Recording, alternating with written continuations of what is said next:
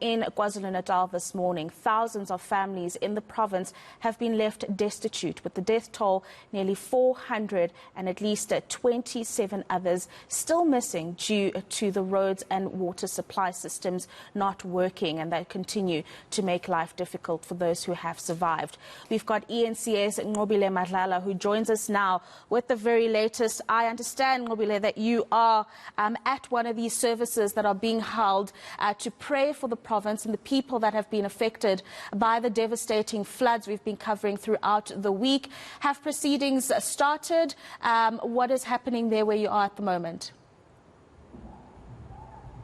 Well, Rafiwa, yes, we are in Esikhawini, where people are going to be praying essentially for the flood victims. I mean, we've seen the devastation this has caused for many families. We spoke to them earlier on, and also yesterday speaking to them, the impact this has played in their lives in general is something that obviously will need a lot more help to get over. And of course, I'm going to bring in Apostle Zomo, who is one of the church leaders that is in the forefront of trying to make sure that these flood victims are taken care of. Apostle, what are you going to be doing today? We are closing today the convention of the Passover. And the Passover theme is around Christ dying. And he died for the people who are suffering. And it happened at a time when in KZN many lives were lost due to the floods that took place. We're just from the pandemic. So today is Resurrection Sunday, where we are celebrating the resurrection of Christ. So as we close the convention as a church, as we've been continuing with the services, we have already raised 300,000. That is going to be helping us to assist the people that are affected by these floods. We have set up 2 soap kitchens. One is going to be in Hammersdale. Another one is going to be in Dozenhoek, one of the hard-hit places. We are also going to be collecting a lot of materials that are going to be assisting us to ensure that we attend to the victims. But more than that, we have already purchased 5,000 blankets that we're going to be sending there.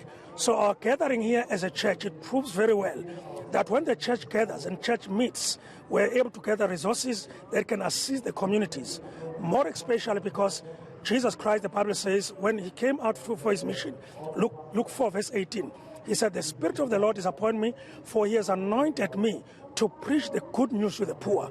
The good news to the poor simply means that the church has to intervene in dealing with the basic needs of the people. So our hearts are very heavy as we have seen the loss of children, homes being destroyed. But as a church, we are doing what we can do so that we minister and, of course, take the heart of Christ into the communities.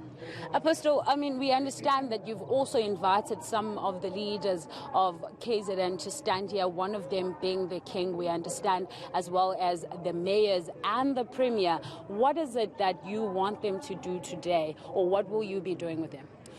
The King, as you know, that the royal household, especially KwaZulu, they've been in the forefront of ensuring that when there is something that is wrong in the community, they bring leadership.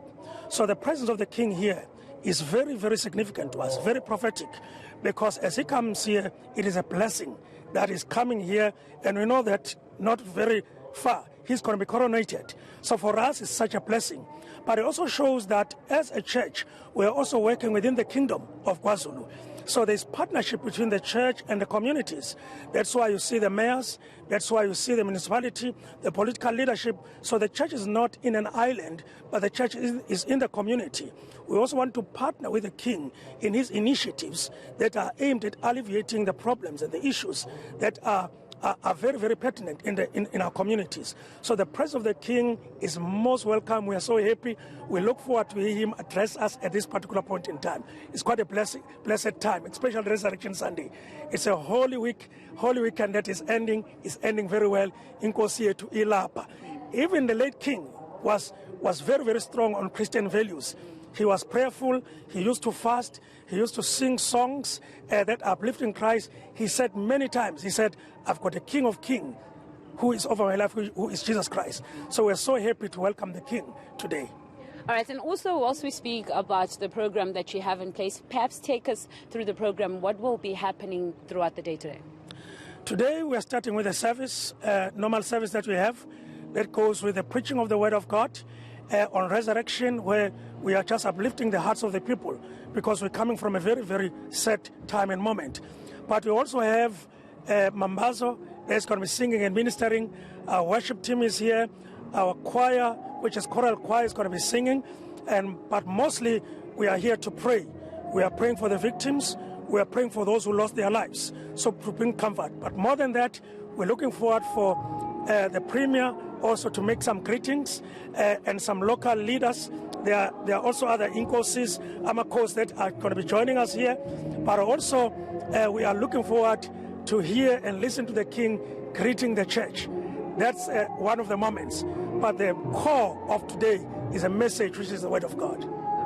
Thank you, Apostle. I want to bring in Prophetess Nomusa Dlomo. I mean, Apostle just touched on it. It's been such a hard moment for a lot of people that have been hard hit by the floods.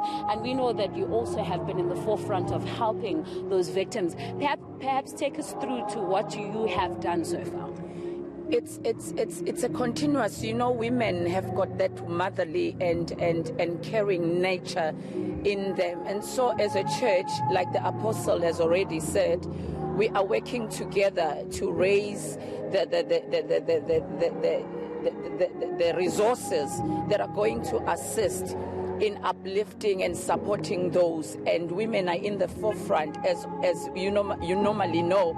Even with the times of Jesus Christ, women were always in the forefront. And even on that resurrection day, it was Mary Magdalene who announced the resurrection of Jesus Christ. So even during this time, women are involved in the church in ensuring that these resources that are brought forth, they are brought into the communities, they are distributing, and they are also supporting their families with prayers and helping out, working in whichever need. But mostly there is also a trauma counseling a facility that we have set up during this time. And it is also aimed at helping out those who are affected. We've got professional psychologists within the church that have come together and have decided to volunteer with their skills and their academic accreditation to ensure that those who have been affected are assisted. And there's going to be a helpline number that is going to be going around for those who need some counseling, because we know it's been a traumatic and very painful season, and most families are going through that. And so we've got that as well as a church available to assist those who need help, those who need counseling, those who need someone to talk to and pour out. We've got that professional help available for the people. Prophetess, let's talk about that number. Who's going to be answering these calls, and when can the people call, and which number can they dial? It's a 24 hours a number. So we've got a team of psychologists that are connected to this number that I'm going to be giving out right now. They are connected, and the number is going to be rolling out. Whoever is available at that time will pick up the phone and assist.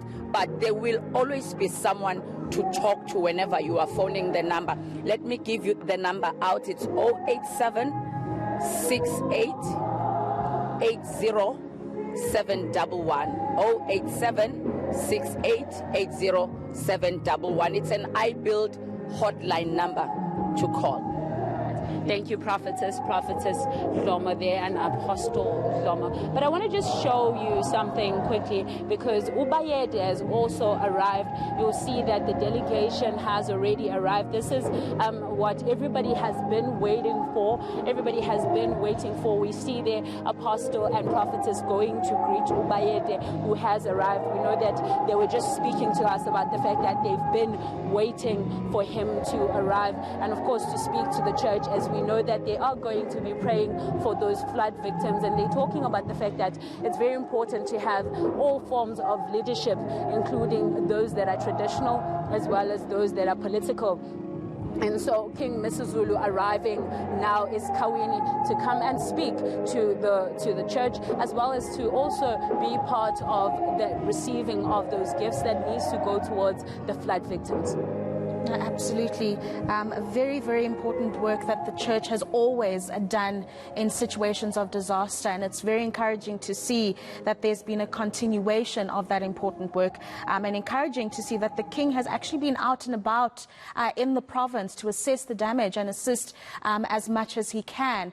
Obviously, we'll come back to you and you'll share some insights that the King will be sharing with congregants this morning, and I'll let you go just so you can go engage with the different congregants and prepare for that live by the King. That is Mobile Matala, who is giving us some live updates of the Easter processions that are happening today, which include the praying for KZN and the people that have been impacted by those devastating floods that have been going on for about a week now.